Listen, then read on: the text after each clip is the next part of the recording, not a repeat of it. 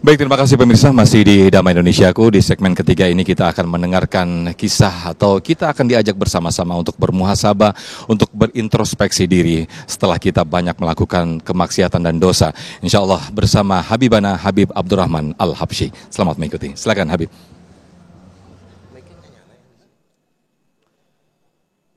Bismillahirrahmanirrahim. Assalamualaikum warahmatullahi wabarakatuh.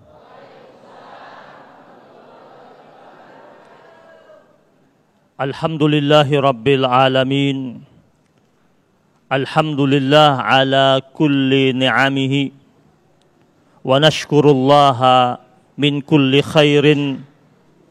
Wa nastaghfirullaha min kulli zambin. Ashhadu an la ilaha illallah wahdahu la syarika lah wa ashhadu anna Muhammadan abduhu wa rasuluh. Allahumma salli wa sallim ala sayyidina Muhammad wa ala ali sayyidina Muhammad. Subuhun kudusun Rabbuna wa Rabbul malaikati warruh.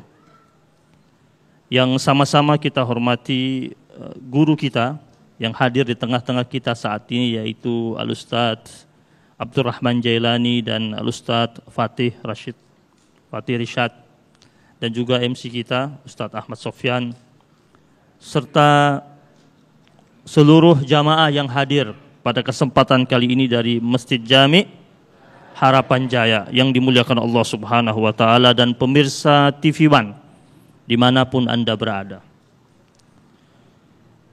Alhamdulillah, kita bersyukur kepada Allah. Salawat dan salam kita persembahkan terus menerus kepada suri tauladan kita, baginda Nabi besar Muhammad sallallahu alaihi wasallam. Ada suatu kisah terjadi di zamannya Rasulullah sallallahu alaihi wasallam. Salah seorang sahabat Nabi yang bernama Sa'labah bin Abdurrahman. Kita kenal ada dua yang namanya Sa'labah. Yang satu Sa'labah bin Hatib, yaitu orang yang di akhir hidupnya tidak mau diterima zakatnya oleh Nabi karena setelah dia kaya dia tidak mau mengeluarkan zakatnya. Tapi sahabat Nabi yang satu ini, Sa'labah bin Abdurrahman, adalah sahabat Nabi yang begitu dekat dengan Nabi, yang senantiasa riang gembira hidupnya dan cepat menjalankan perintah-perintah sang Rasul. Suatu hari Sa'labah melewati lorong kota Madinah, dan tanpa sengaja dia melihat seorang wanita yang sedang mandi. Pada waktu itu angin di kota Madinah bertiup cukup kencang, sehingga pintu rumah terbuka oleh hembusan angin. Kemudian terlihat dari dalam tirai kamar mandi itu tersingkap dan ada seorang wanita sedang mandi. Dan Sa'labah tanpa sengaja menyaksikan itu. Jadi ia melihat tanpa disengaja. Langsung dia menutup matanya dan beristighfar kepada Allah dan menangis sejadi-jadinya. Dan tak berani kembali menjumpai Rasulullah sallallahu alaihi wasallam sejak saat itu. Sa'labah berlari meninggalkan kota Madinah, dan menurut riwayat dia sampai di pertengahan antara kota Mekah dan Madinah. Berdiam sekian lama di tempat tersebut, hari demi hari, berganti pekan. Kemudian Rasul sallallahu alaihi wasallam bertanya kepada sahabat-sahabat tentang Sa'labah bin Abdurrahman yang sudah berhari-hari tak dijumpai oleh Rasulullah sallallahu alaihi wasallam. Kemudian Rasul memerintahkan dua orang sahabatnya, yaitu Umar ibn Khattab dan Salman Al-Farisi, untuk mencari Sa'labah ini. Mereka mencarinya hingga sampai keluar kota Madinah dan bertemu dengan seorang pengembala namanya Dzufafah. Kemudian pengembala tersebut ketika ditanya oleh Umar ibn Khattab tentang seseorang dengan postur tubuhnya sekian, rambutnya seperti ini, bagaimana cara bicaranya dan wajahnya seperti apa, setelah disebutkan ciri-cirinya, kata Dzufafah, orang yang kau sebut itu aku pernah jumpa, tetapi ada satu yang berbeda. Engkau mengatakan orangnya periang, tapi aku jumpa orang itu tidak dalam keadaan riang gembira. Hari-hari dia menangis, dan setiap malam dia turun dari lereng bukit sambil menangis dan berteriak mengakui segala macam bentuk dosa yang telah terjadi dalam dirinya. Hingga akhirnya, singkat cerita, Umar ibn Khattab dan Salman Al-Farisi menanti. Ketika malam tiba, Sa'labah bin Abdurrahman turun dari atas bukit. Kemudian setelah itu didekati oleh Umar bin Khattab radhiyallahu taala anhu dan disapa oleh Umar bin Khattab. Kata Sa'labah, "Untuk apa kau datang kemari?" "Aku diperintahkan oleh Rasul untuk menjemputmu." Kata Sa'labah bin Abdurrahman, "Tak mungkin aku berjumpa dengan Rasul. Aku ini manusia penuh dengan dosa." Lalu kata Umar bin Khattab, "Engkau lebih berdosa lagi kalau engkau tidak mau ikut bersama aku, karena aku datang kemari untuk menjemput engkau dan ini perintah Rasulullah." Sa'labah akhirnya berangkat bersama Umar bin Khattab dan Salman Al-Farisi. Dan sampai dia berjumpa dengan Rasul. Dan menurut riwayat ketika dia sampai dihantarkan ke hadapan Rasul, dia menyaksikan Nabi sedang sholat, membaca beberapa firman Allah, dan dia jatuh pingsan. Kemudian diangkat oleh sahabat-sahabat Nabi, dibawa pulang ke rumahnya. Setelah Nabi selesai sholat, Nabi tanya, "Mana itu Sa'labah?" Kata sahabat-sahabat Nabi, "Dia pingsan wahai Rasul, sekarang kami letakkan dia di rumahnya. Apa boleh kami bawa dia kemari?" Kata Nabi, "Tidak, aku yang datang menyamparinya." Nabi datang mengunjungi Sa'labah.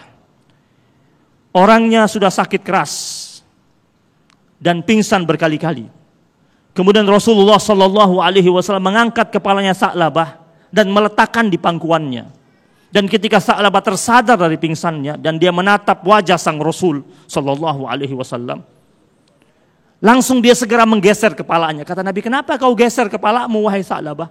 "Ya Rasulullah, mana pantas kepala yang penuh isi dengan dosa ini berada di atas pangkuanmu yang mulia." Ini ucapan Sa'labah. Nabi mengatakan, "Kenapa?" Terus diceritakan apa yang terjadi pada dirinya. Ini dosa yang terjadi pada salah seorang sahabat Nabi, yang dosa tersebut terjadi tidak disengaja olehnya. Kita bisa bayangkan para sahabat-sahabat Nabi itu.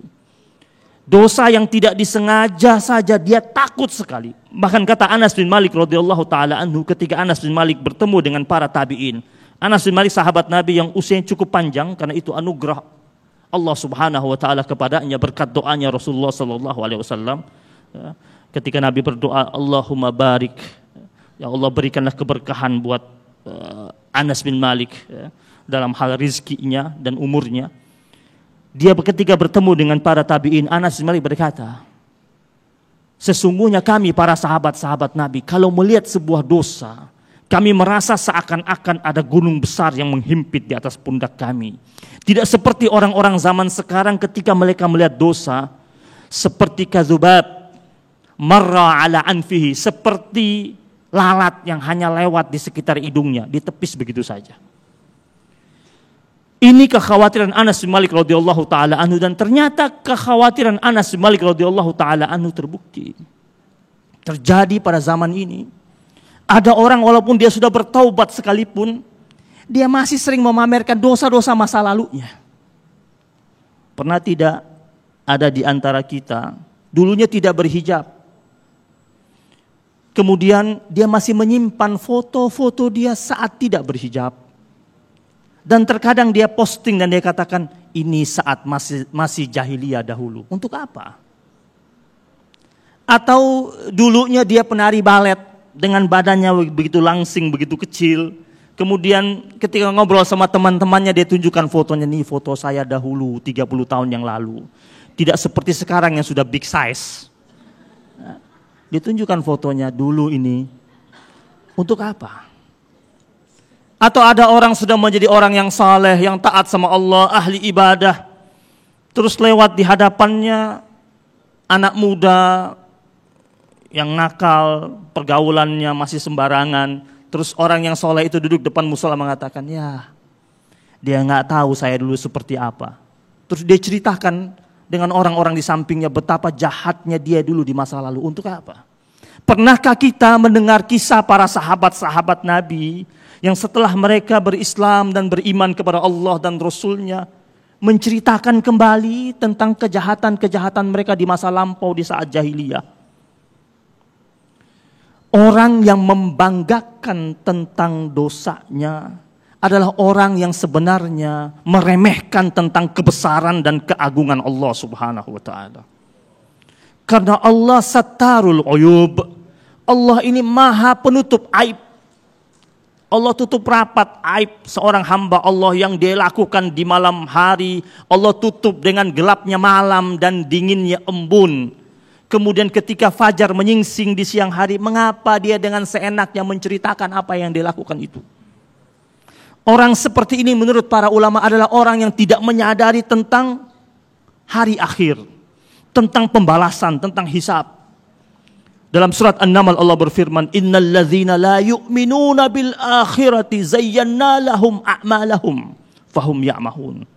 Sesungguhnya orang-orang yang tidak beriman kepada hari akhir, kata Allah, zayyana lahum a'malahum. Kami akan jadikan indah segala macam perbuatan buruk mereka. Maka kita sering jumpa ada orang ketika dia berbuat maksiat, dia enjoy saja dengan maksiat tersebut. Bahkan dia demonstrasikan maksiat tersebut. Dia viralkan maksiat tersebut. Dia bangga dengan maksiat yang telah dia viralkan itu. Allah katakan zayyana lahum. Kenapa? Dia tidak iman sama hari akhir. Kalau dia iman sama hari akhir, dia tahu akan ada pengadilan ilahiyah yang akan dibentangkan padanya. Dia akan berpikir berkali-kali ketika dia mau mendemonstrasikan maksiatnya itu. Dan Allah tutup firman yang mengatakan fahum ya'mahun. Orang seperti ini akan berada pada dimensi kesesatan. Maka kalau sudah dicap sesat sama Allah Subhanahu wa ta'ala, mau kemana lagi dia? Dan jemaah yang dirahmati Allah Subhanahu wa ta'ala, ada ungkapan dari para ulama salafus salihin. La tanzur ila saghiril ma'siyah, walakin zur ila man asaita. Jangan kau lihat tentang kecilnya perbuatan dosa yang kau lakukan itu, tetapi perhatikanlah kepada siapa engkau berbuat maksiat. Bukan masalah dosanya, tetapi kepada siapa kita bermaksiat. Kepada yang maha besar, yang maha agung dan maha segalanya, Allah Subhanahu wa ta'ala. Wallahu a'lam. Baik, Masya Allah. Terima kasih. Jazakumullah ahsanul jaza Habibana Habib Abdurrahman Al-Habsyi. Bersama-sama kita telah mendengarkan kisah bagaimana pengakuan dosa dari sahabat Rasulullah, sahabat-sahabat terdahulu. Bagaimana pengakuan dosa yang hanya kecil saja, bahkan itu tidak disengaja dilakukan, menjadi dosa yang sangat besar. Menjadi pengakuan dosa kepada Allah yang sangat besar. Bagaimana dengan kita yang begitu bangga berlomba-lomba memamerkan dosa? Semoga kita termasuk orang-orang yang selalu bermuhasabah, selalu orang-orang yang selalu meminta ampun kepada Allah Subhanahu wa ta'ala. Amin, amin ya rabbal alamin. Nah pemirsa, di segmen 4 dan juga 5 tadi kita akan buka sesi tanya jawab. Di sini kita akan berinteraksi langsung. Para jamaah bisa langsung bertanya kepada guru-guru kita, dan juga guru-guru kami akan bisa langsung berinteraksi kepada para jamaah. Tetaplah bersama kami di Damai Indonesiaku.